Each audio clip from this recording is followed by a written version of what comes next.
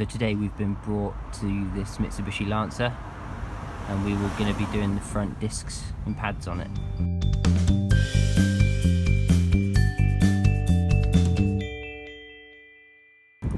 To complete this job you're going to need 3 sockets. You're going to need a 21mm, a 17 and a 14.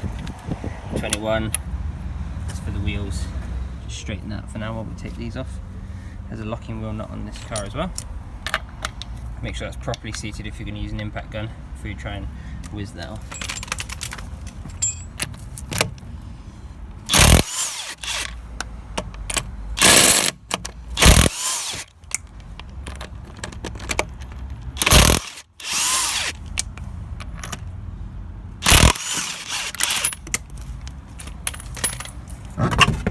Now what we need to do is turn our wheel inwards like so. So we want to get some access to the back of the caliper. And then here are our 2 17s, one up top, one just down there, and just again we've got a 14mm and a 14mm. Start with the 14s, do the 17s next.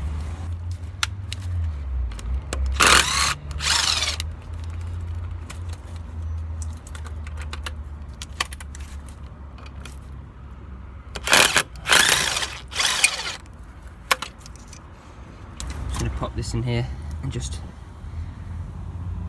pull the caliper back in this direction so it comes away from the pad, as you can see there. So it moves nice and freely, makes it a lot easier to take off. Just pull that off of there and then hang it on there, nice and out of the way. Now we can get access to that one and that one.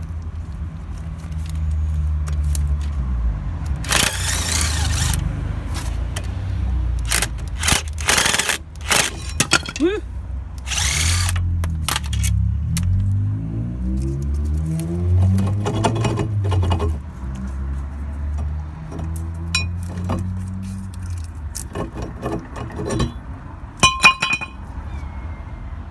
Talk about getting your money's worth.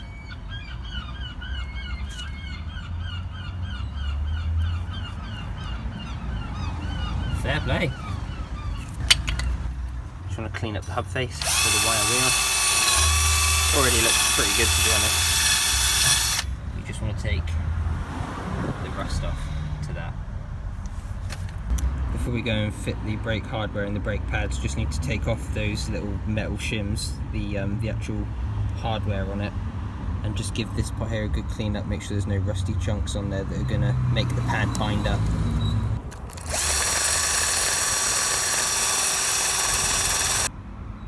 So you want to run a bit of brake clean and some towel around the outside edge of the disc to clean off the, sometimes it comes with like a layer of cosmoline or something on it, and then just want to put a tiny bit of copper grease in there, just so that in future it's easy to take off again.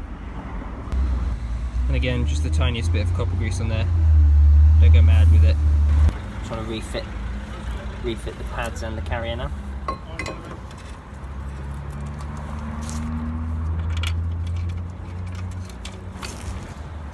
Also want to re-grease these.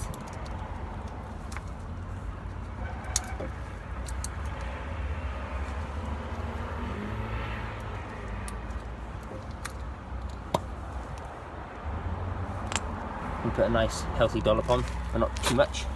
The one with the bit of rubber on top goes in the top.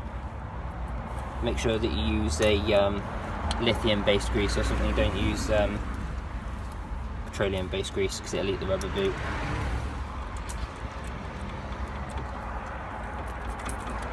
Make sure it moves nice and easily, and then just clean off the excess grease. Time to put the caliper itself back on.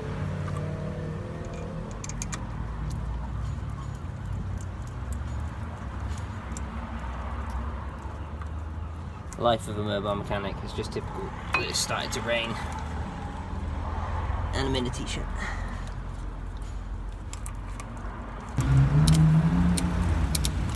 Took these down to 35mm.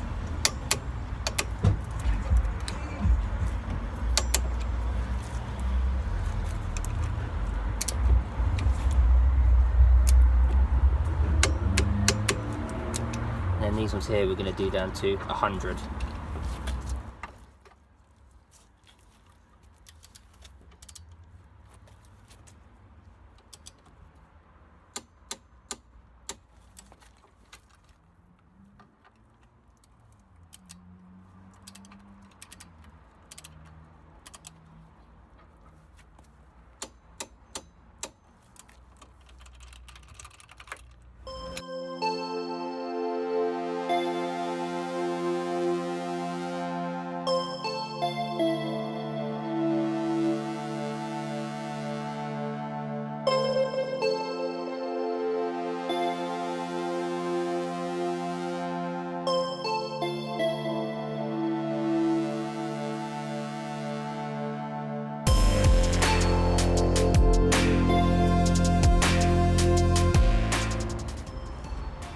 Everything's torqued up and tightened down, so I just need to pack up now and then take the car for a test drive and make sure everything's tickety-boo.